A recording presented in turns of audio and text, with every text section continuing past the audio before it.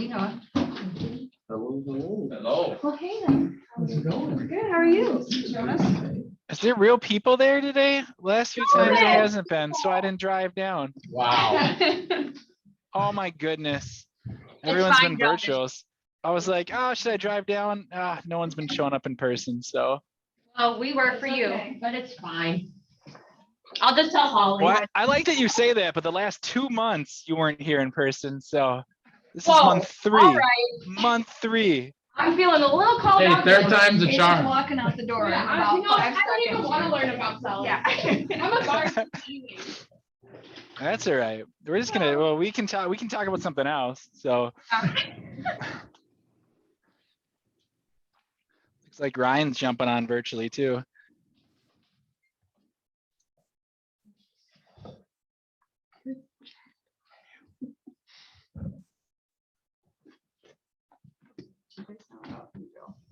My kids are just telling me about it.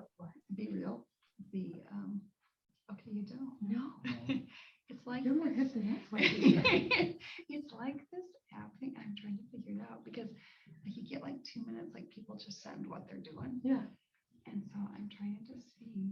Oh. Yeah, you have to like send a picture Yeah. once a day, and it's just your friends. One of my Yeah. buddies just told me about it. I was like, this is the dumbest thing I've ever heard of. As if we didn't Next have thing you know, enough it's gonna be apps. It's like a So I do it Snapchat only story because- for just you and your friends, whoever like you're like friends with on it. Really? So what, but it Yeah. does like two-sided, so it Oh. can show you and Oh, then it so it's shows like a what's going FaceTime. on. Yeah. The more you know. That is so interesting. There's I always do an it app for mainly everything. too, because like my kids do it, and so they're like, oh yeah, mom, and technology is so not a good You gotta thing." show them up. You gotta be like, listen, I know what I'm doing.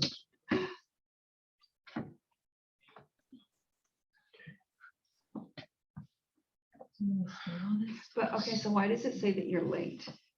If you don't do it in the first 2 minutes, then you're late, is that what it says? I told you everything I know. Like I was 17 minutes late. My technology expertise is specifically command and community systems. Be real is That's where I tap out. Right far as of yet. Once I run that by my leadership, Yeah. we will start Okay. using Implementing agents every day, make sure. Oh, that would build the culture committee So- to a T. There you go. Awesome. Well, hey, I'm sitting here coming from you live from my house today instead of down there, which I'm really sad about since there's people live in person, and I love that. What do you guys want to talk about today as far as sellers are concerned? Is there any specific things going on in the market? Is there anything that you're struggling with? Any ideas you want me to share? Basically, I'll be an open book. Otherwise, we can talk about really smart people saying really dumb things, which I've been getting a kick out of lately. So you guys tell me what you want to talk about, what you want to learn, what you want me to share. I'd say I'm open to all the ideas for how you're converting your listings, your leads. Okay. I went to Shelley's class and got Yeah. what she's doing to convert.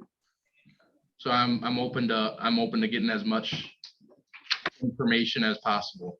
Well, let's talk about your leads first. Let's go specific. Tell me about your leads. What kind of leads do you have? What do you, when you say convert my leads? Because there's such a variety in leads that I deal with. Is there any specific category? You just want to blanket kind of the general overview of what we're doing? I do the general overview right now, but also, you know, we've had hot leads, we've had appointments, we've had Open house leads. open house leads, all these these people that have to list or want to list and are, you know, the market's starting to shift. And so they're getting a little nervous with the higher interest rates. Is there going to be enough buyers out there? And we're just out of a hot market. And so they don't want to list right now because they want it to cool off. So they want to push it off till fall. So kind of, that's a great, let's dive into that objection a little bit, because that's an objection. Yeah. So let's talk about that. So you're having hot leads that what do they want? What do they want to cool off? What are they hoping for? they're hoping they're listing and having to buy. Okay. That's my biggest, how are you going past how will we ever find something? Yeah, I can sell really high, but how am I gonna find Oh, you know what? There's such great options in that. And that's where this is where us as agents really got to get clear with our seller and know what their objection is. And that's been a fear on many sellers. Like, I don't know where I'm going to move to. Well, first off, if you're really fortunate and they can buy before they sell, that's a great option. However, in this market, the biggest thing that we're having great success on, I mean, I have multiple going right now. It's the rent back option. It solves the problem. In fact, it's such a great tool when you discuss it with your client. And what I mean by that is that's an objection, right? Hey, I'm really concerned. I want to sell my house. My biggest fear is buying the next one.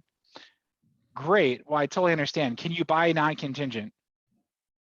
Well, no. Okay. If they can, then you've already solved that problem. Great. Well, here's something that we can do because we want to take advantage of how good the market's doing for you right now in your house. What we could do is with our aggressive marketing, we're going to get multiple offers. In fact, we're going to expect multiple offers the way we're going to price your home. So one of the options that we learn now is with people wanting houses so bad, especially like this house that you have, we're going to go ahead and look at someone who can do what's called a rent back. Do you know what a rent back is? That's my script. I'm hoping you guys know what a rent back is. So literally, they're like, no, what does that mean? So what that means is we're going to go ahead and get it up on the market now while it's hot because it's May. It's the best time to sell right now. We don't want to wait till July. What we want to do is we want to get your house on the market. We want to get multiple offers and we want to get it sold and through inspection. The reason we want to do that is one, then you're a non-contingent buyer because in this market, if you're going to buy with a contingency, it's going to be really difficult for us to get you a house. But if we can get you an accepted offer on your house, that helps. Now, here's something even better that we can do. And we're doing this a lot with our clients right now, is we can get that offer to close in about 30 days. And then what we can do is what's called a rent back. Essentially, you'll just stay in the house, but now you've closed. So you have all your money and all your equity. Now you're a non-contingent buyer with all your equity ready to go, and you're already through closing. And what we're having great success on is what's your mortgage payment currently? We get their exact, and then so what we're gonna do is we're gonna negotiate that someone's gonna let you stay in the house for 2 months or longer after they close. How does that sound? And then that gives us a big window. So as soon as we have that offer accepted, we're going to be out shopping for your next house. And if we don't find one, that's okay. We still have 2 to 3 months before we have to have you move out of the property. And then you're buying non-contingent. Because I think you guys as agents can agree, it's difficult to have a buyer who has to buy contingent. Like they can't buy contingent right now if there's multiple offers. Or I'm a list agent. I'm not accepting them. I'm literally going, why would I accept a contingent offer when I've got 5 that are non-contingent?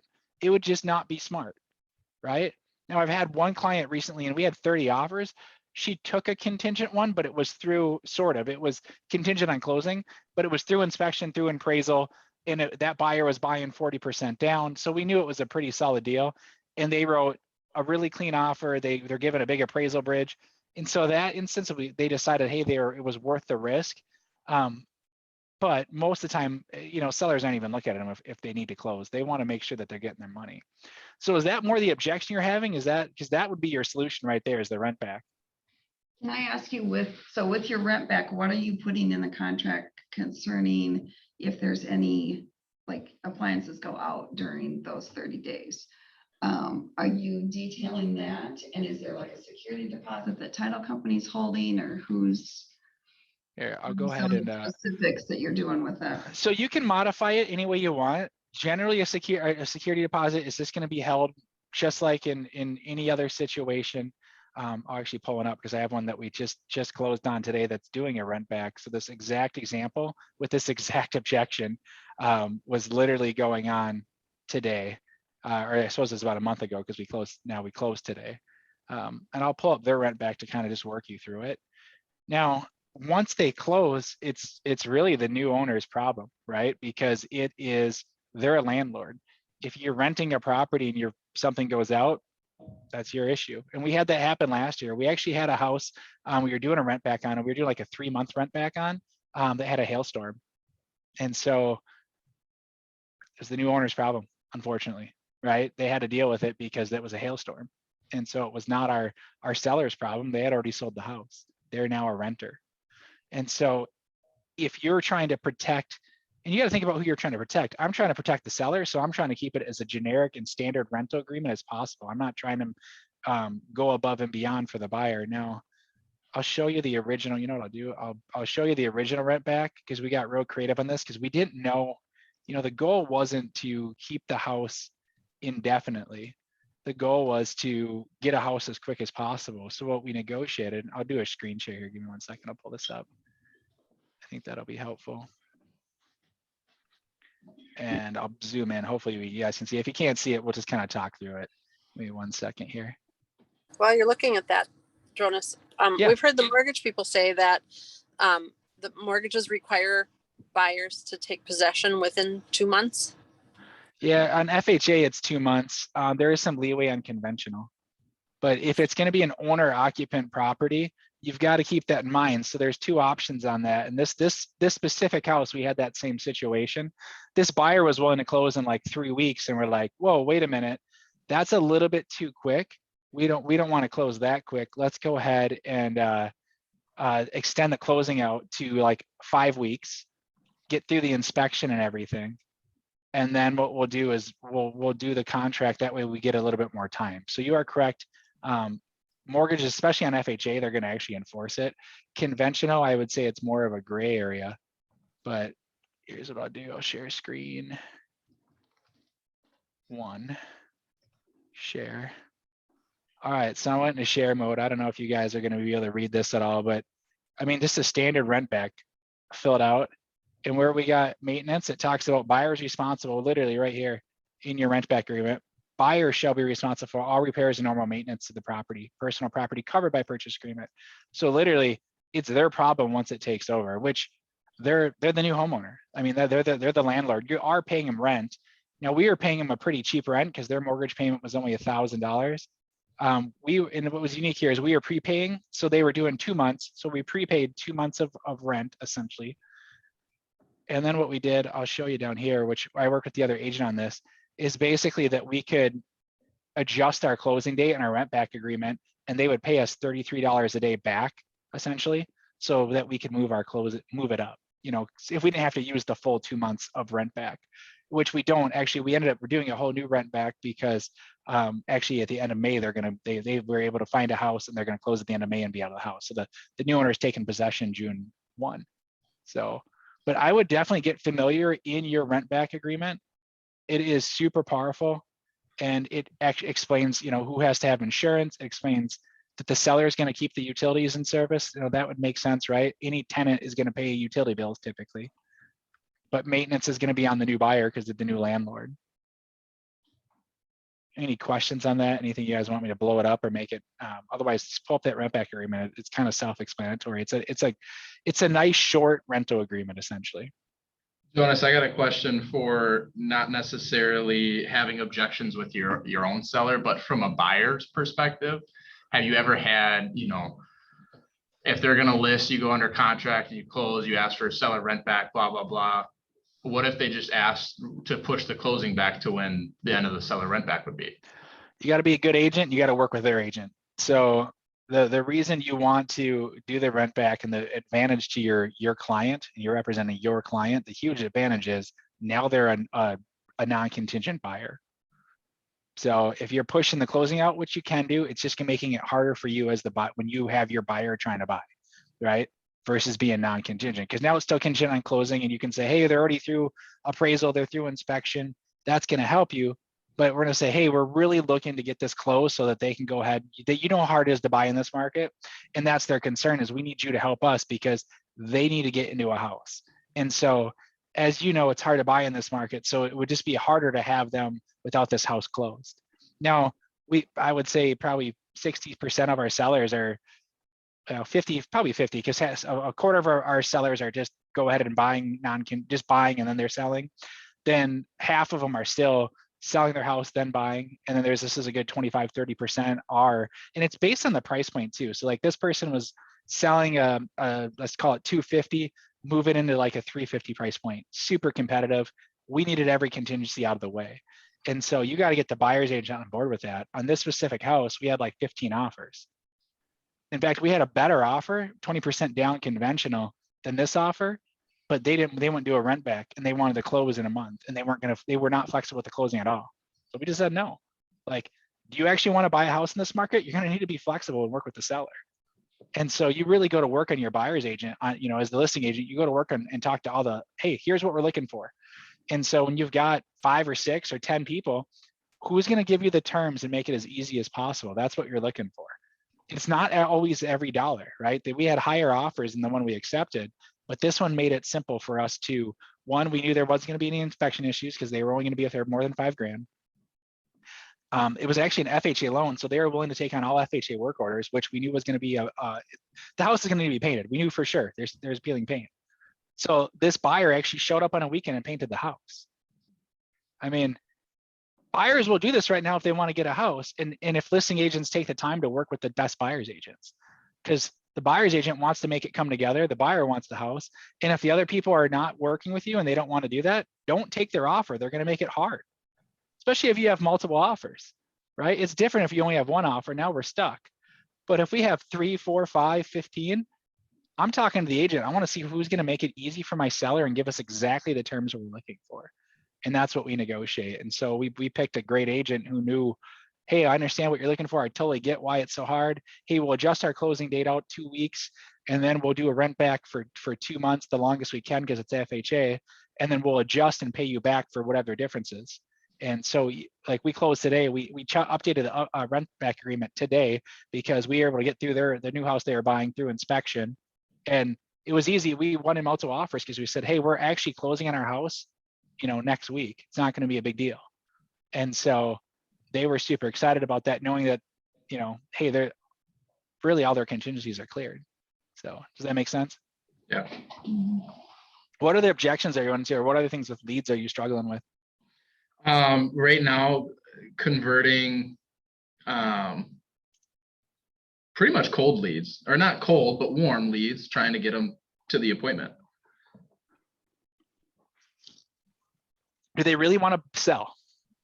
Or what's did. preventing you from getting to appointment? Because that's actually like, I've never had a real seller have a hard time getting to an appointment. I've had someone who's not really serious about selling and not want to go to appointment. That might be the thing, but I'm more so saying the conversion rates of, the market that we were in and changing and having to change our scripts in order to get the same amount in the market that's somewhat shifting right now. So you've said shifting market a bunch of times. I know it's a big buzzword right now. What do you feel is shifting in the market right now? I feel that there are less multiple offers on some of our listings that we have done, less traffic. Obviously, buyers aren't being able to afford as much as they could 4.5 months ago. Okay. So how is that affecting you on sellers? So what's your seller objection? Are they, are they just not sure if they want to move? Because anytime there's uncertainty, people start getting nervous, right? Yeah. Oh, how's this going to affect me? Well, hey, if they're a move up buyer, it's still an excellent time, right? Because they can really unlock their equity and what we're seeing. So this would be my script to help talk to them about that. I'd start to see what their real objections. Hey, I know you're thinking about selling. Doesn't sound like you're quite ready to meet. Why are you waiting? Well, tell me, what are you thinking? And so tell me what they're thinking. What's going on? Oh, right now. Yeah, go ahead. I mean, like if you're on the phone with me, or if I'm on the phone with you and I'm like, hey, hey, Ben, I know you wanted them to make a move this year. Let's go ahead and get together so that we can talk and set up a plan for that listing process. What's the kind of the objection you're getting, or what's the holdup that they're saying? On a cold lead, it's not right now, or on a warm lead, it's, I was interested, but not so much more right now. Okay, so you were interested. So what's holding you back right now? What's preventing you from wanting to make a move? I know the market's been crazy and the interest rates are rising, and I don't know if I want to make the move right now in this kind of market. Well, and what do you think is going to change in the future market? I think there'll be a lot less competitive buyers, a lot less multiple offers that I have to face in order to get the house that I want. Okay, so your biggest concern is actually the house that you're buying. It's not about selling your house, correct? Correct. Okay, yeah, and I agree. Buying can be challenging, but actually here's one of the huge bonuses right now that's going on in the market. There's actually less multiple offers. No, I'm not seeing that in my personal listings because the way I market homes is different than other agents. So you shouldn't experience that on your listing.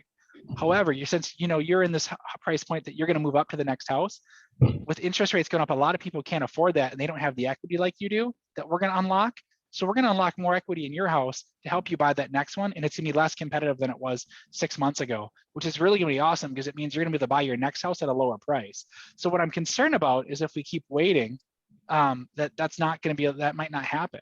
And so would it make sense now to unlock your equity and get a little bit better buy? Yeah, it would make sense. In all honesty, I don't know if I'm ready right now. Okay. Well, tell me why aren't you ready?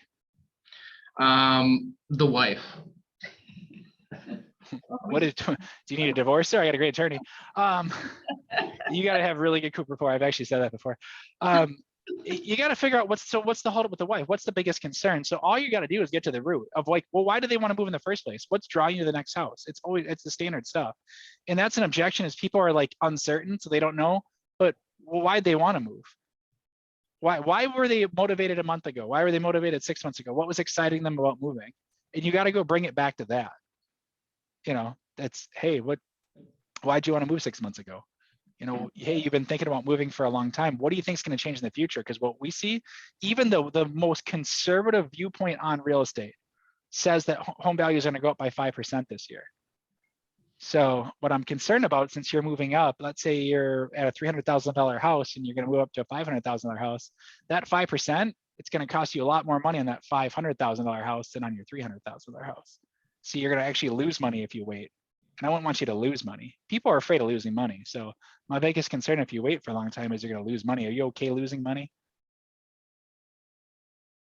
No. Yeah, me neither. So let's go ahead and let's get together and come up with a game plan. And I can show you how I can unlock more equity in your house so that you get more purchasing power in the new house and that you don't have that negative effect. So you just got to get really clear on what their objection is and what the issue is and why they want to move in the first place. I mean, did you want to move because you needed more space? Well, what's changing on the more space? Like, had something changed? No. Okay, so you still want a different house, or hey, you want to go to a different school district, or hey, that drive now that you're commuting back to work sucks, right? Like, figure out what it is that's motivating to go, and then we solve that, have a solution for that. But you know, my question is, were they ever really serious? Because that's, you know, there is a solution and there is definitely a conversation. Can we expect rates probably going to keep going up? Now, if you're studying the market like I do, there is a very good chance that rates drop in the fall, but no one's talking about that. In fact, they're all talking about them going up. And so, well, if you wait, what if interest rates go up to 6%? Now, instead of 500,000, you can only afford 450. Like, that's not a good deal. And oh, home values are still going to go up. So really that 450 house was 425 right now. So really you would be putting yourself, you're going to lose $75,000 in buying power. That really concerns me. Is that concerning to you? Yeah, it is. I mean, nobody wants to lose $75,000, but they don't understand what they're waiting for some magical thing to happen. I'm sorry that if you look at history, housing markets don't collapse. It happened once in history. In the last 5 downturns of America, like where our cycles crashed, the last 5, one of them, the house values went down. And that one was caused by the housing market in 08. Like, that's a once in a lifetime event. We're not going to see some dramatic decrease in price. We're much more likely to have rates go up than we are prices go down. Now, I could see a stagnant growth in our area. I could see it level out, but that won't happen for probably another 18 months to 2 years based on the lack of inventory. So does that make sense? What else with your leads? I mean, are you getting some quality leads? Like, how are you getting cold leads? Are you door knocking? Are you circle prospecting? Door knocking, circle prospecting, and open houses. Okay. Are you emailing, mailing, and calling? Yeah. Do all 3 and do more of it and have compelling messages. So like, I'll just show you like one of our compelling messages right now is, I mean, we're always sending out compelling messages and we're calling and we're doing, and that's actually, so I'll tell you this right now, we've had to up our game on lead gen. So we're door knocking our open houses. We're door knocking after they sell, just sold. And then we're celebrating our story of like what's happening. So I'll do another screen share. Let me pull open. I just got a proof sent to me that's going out today. So this would be a perfect example that you guys should just go ahead and rip off and duplicate. And this could be an email if you don't want to spend the money as well. but this would be a good example of kind of what we do. So just sold. Now, I'm intentionally using in different interior photos because they look pretty. These are mostly winter houses or it's kind of ugly out, so we try to make things look appealing. And so we sold these 3 properties in 1 weekend thanks to our aggressive marketing strategies. Like most agents, we're always just like, just sold. The market's so great, I sold this house. You're supposed to be selling yourself. You're a real estate agent. We have to sell ourselves. Our aggressive marketing strategies is why these homes sold, not because the market's hot, because it's a skill set market, not a great market. We can do the same for you. So let me show you the back, which is the thing I'd love you guys to steal. And this, you can all figure out your statistics. Have you thought about selling? On average, we earn our clients $41,000 more than other agents. Is that a compelling reason to call me versus somebody else? Wondering what your home is worth? Contact us for a complimentary home valuation. So this could be an email, which we do actually do a similar email. And this is a mailer to complement. So we do a lot of e-marketing, and then we also do monthly mailers. And so this would be the monthly mailer that's going out this month. Now, next month, it'll be a buyer's need. And then there's a quarterly newsletter that goes out as well. So that and there's a buyer's need email. Now, keep in mind the buyer's need email. I'll pull one of those up real quick for you. And it's also a mailer. It is not about buyers. It is literally about getting sellers. And because we want people to think about homes that are off the market for us, because there's people moving and there's people that know people who are moving. So we want to talk to them real quick. Jonas, when you say that's a mailer, is that going to a farm area? Is that going to your clients as well? Or who all are you including in that mailer? So that specific mailer that I just showed you, it's going to our Sphere database. It's going to, and then we change the picture out, and it's the same basic language, goes to another agent, 2 of our agents' database as well. So we put their picture on them because their database knows them. So we just switch the picture out. So that goes to our personal Met database. And then that also goes to our Haven't Met database. We don't do any mailers as far as farm mailers go. We door knock or we drop flyers. So we'll actually turn that into a postcard and we'll just drop a just sold. And that language on the back is the same language. Here, I'll show you like our just sold one right now. And even our open house invite, I'll show you that because everything we're doing right now is focused on sellers. And so all of the marketing and all the language in our marketing is not really about buyers. And so I'll show you, go back to screen share. So one nice thing about doing this virtually, it's easier to share my screen. Okay, you see this one? You're invited to open house.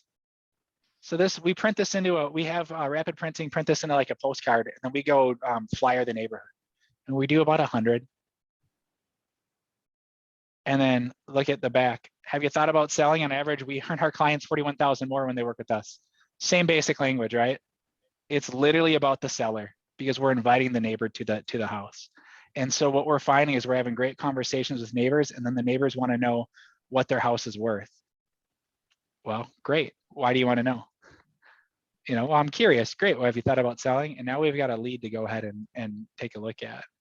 And then I'll show you one other thing that we're doing. Now this email that gets converted into a mailer as well.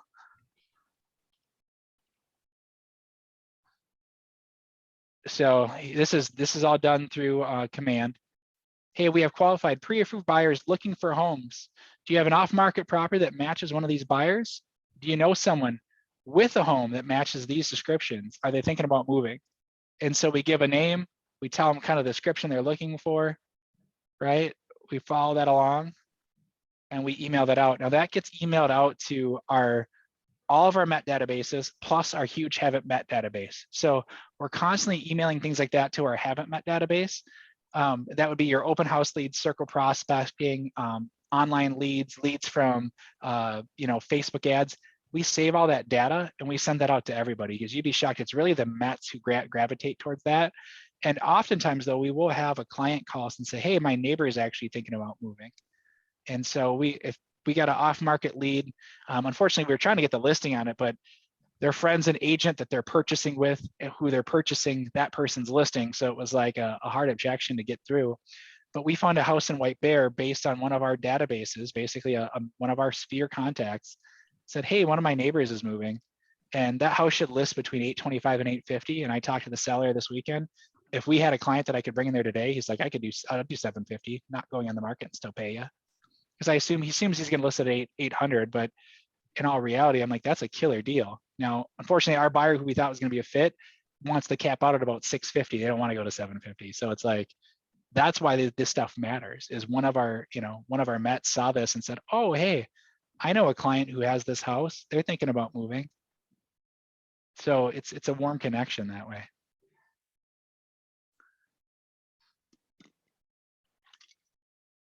Any questions on that? Anything else you guys want to look at? Any other like objections or any struggles with leads or getting appointments right now that maybe we can just kind of dissect and work through a little bit?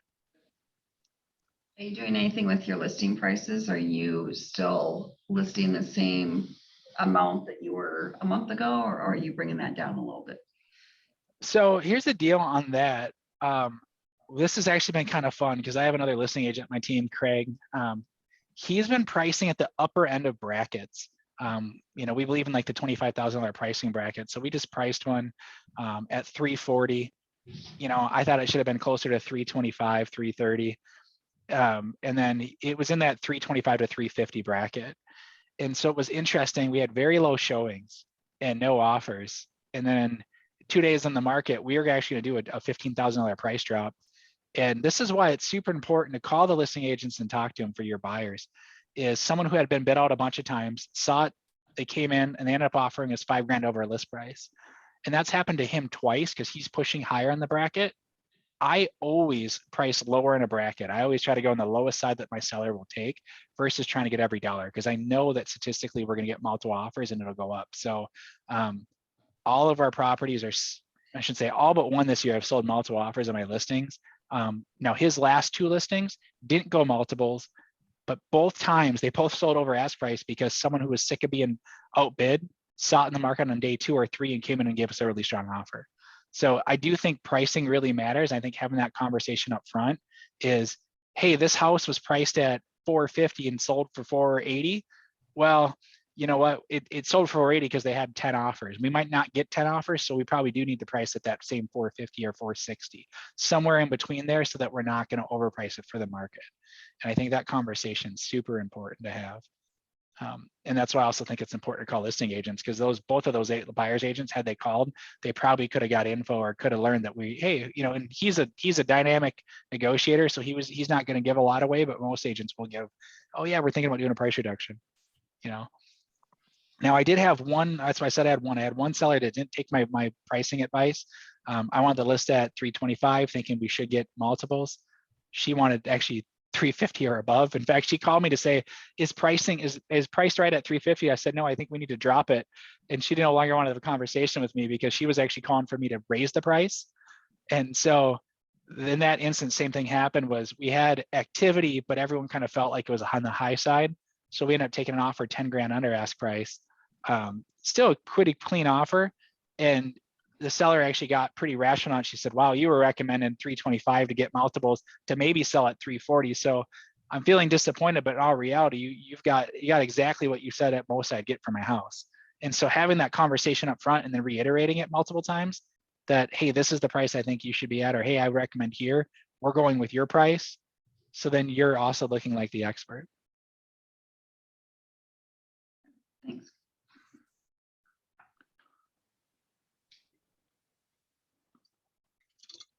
What are the things that you guys run into, or what else do you want to know? I mean, what are their strategies, ideas?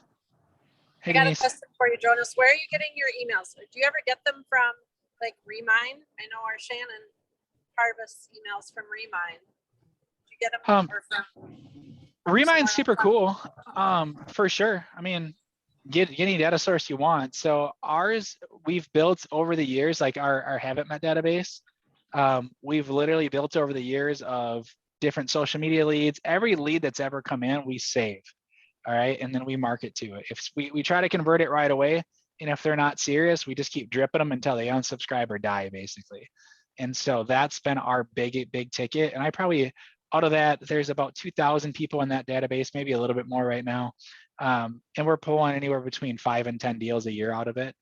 And that's just from dripping it and calling it, texting it. And then, wherever, I think more data is important right now. So if you have a specific target area, like Remind's awesome for that, right? You can get a sense of what houses you want, you can mail. I don't particularly like doing mailers. I'd rather go show up and drop them in the door. You're gonna get a higher return. So, and same on emails. I mean, you can blast out a million emails. It doesn't matter because as long as you just save that data and just keep dripping them, because you're never gonna, it's very unlikely that in one email blast that you're gonna get anything. You need to do it consistently, weekly or every other week, so they just get used to seeing you. And then you build up a rapport in just a traditional 8x8, and then every 2 weeks. But the reason I like going and dropping flyers at houses is they see a real agent, a real person, and there's more value in that. And it doesn't take too long if you don't door knock. If you're just sticking them in the door, you can get through a lot of houses quickly.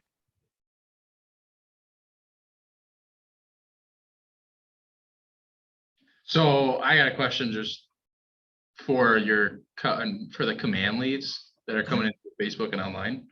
Are you filtering through for, fake emails or whatever they're putting in there? I mean, if they bounce, you just delete them. Like I have there's no attachment to it at all. If there's a real number or if it's a fake, you just delete it. And it's just a numbers game on that, right? On most of the Facebook, you get pretty good data because Facebook's giving you the data. So when they click on it, it's being stolen from their Facebook page essentially, right? So those are usually pretty accurate unless they're actually filling it out like, fake email at Gmail. Just delete them. Yeah, I delete stuff throughout the time, or if we find out someone bought, or hey, bought a house, we just delete them. Like I don't archive, get rid of them. I don't want to keep dripping on them now. Now it's different if it's a Met. What we have had happen is we've had Mets or people we know buy a house with somebody else, and things will change. Like, hey, my sister got their real estate license, my friend got their real estate license. Great, celebrate them, congratulate them, even if they're a past client and it stabs you in the side. I mean, we just had a past client buy a house and sell a house that we sold them. It was like 8 years ago. And it was a referral from a lender who's a family member, and they didn't even use that lender to buy, do the loan. And it sounds like it was just like this impulse, like a house they saw or dreaming about came up, and they had it for another person they knew, and all of a sudden they bought it, and now everything happened, and they're like, oh. And so we'll keep dripping on them on the thought that, hey, if they move again, we're still there. That other agent might not be. It happens, and I've had that happen where, we've had clients use a specific agent, and then they're no longer in the business, and then they come back to us. So otherwise, that's only people we know. Otherwise, we would just delete them.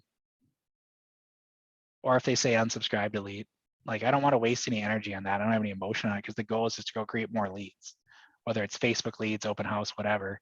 And same after your open house. That's how we built the business, is open house leads. And, if they tell us to leave them alone, or hey, we're never going to work with you. Or, what I hate, like people, like I used to do script practice with other agents, and they would always want to work on the hardest freaking objections in these rude people. You know what I do to those people? Just hang up. I don't care. I have no emotional attachment to try to convert someone who's an asshole. Plain and simple. I'm going to delete them and move on to the next person. And so that's what you do with your fake leads or anyone who gives you a negative response. You don't have time or energy for that. You're much better off finding someone who's positive and excited to go do real estate than to deal with someone who's not.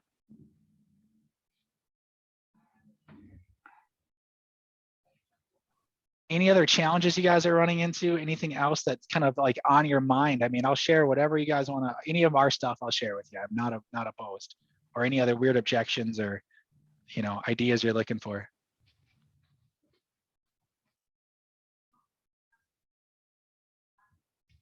Else? I love it. Good. Well, this is a good class then. Like I've had scripts and I've had a plan on the last ones. This one I was like, you know what, we're just gonna let whoever shows up drive it. And I just want to be of value. So I mean, really, to your point, Ben, earlier on your objections, I mean, I think I would just go deeper and figure out what are people's real reason for wanting to move? And that's what you got to go to. And then you got to help them achieve that without them being hung up on the media or anything else going on. Because it is actually a great time to buy and sell. And it's just our positive outlook on the market. I think that's the other thing is a lot of agents, I don't know how many agents you've heard be like, oh, it's so hard to buy right now, or oh, this sucks. Like, well, that's their own self-fulfilling prophecy then. You know, I'm having a great time with sellers. They want to sell their house.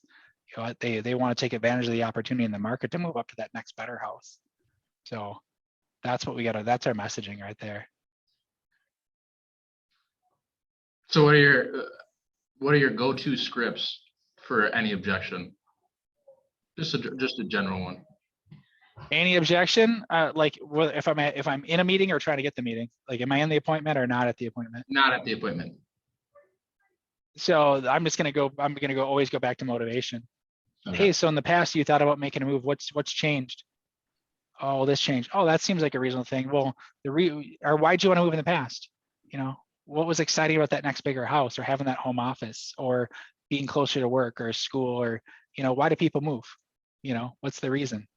Hey, I'm confused. I thought you said that you hated both working from home. Are you guys both still working from home? Oh, you are.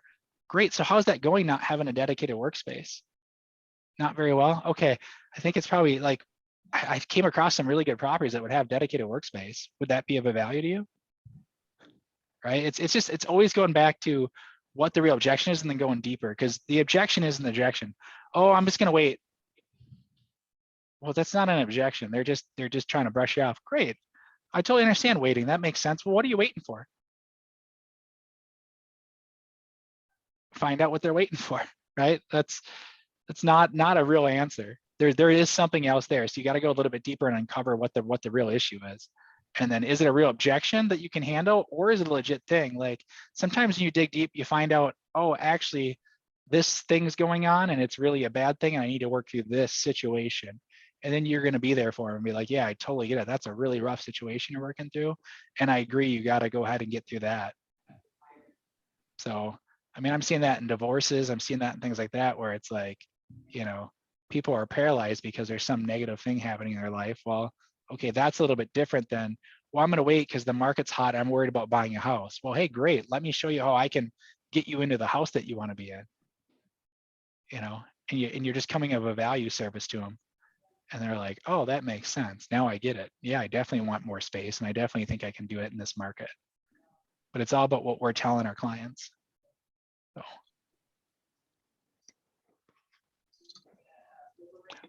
Awesome, guys. Unless you have any other questions or anything you want me to show you, I mean, you guys can roll, but I just wanted to, Denise, did you have anything else? Your thumbs up, you're good? Thanks for jumping on from your car. Haley, I didn't see you other than your picture. Did you have any questions, anything you wanted to see? No, she said thanks. Awesome. All right, well, if there's nothing else, good luck.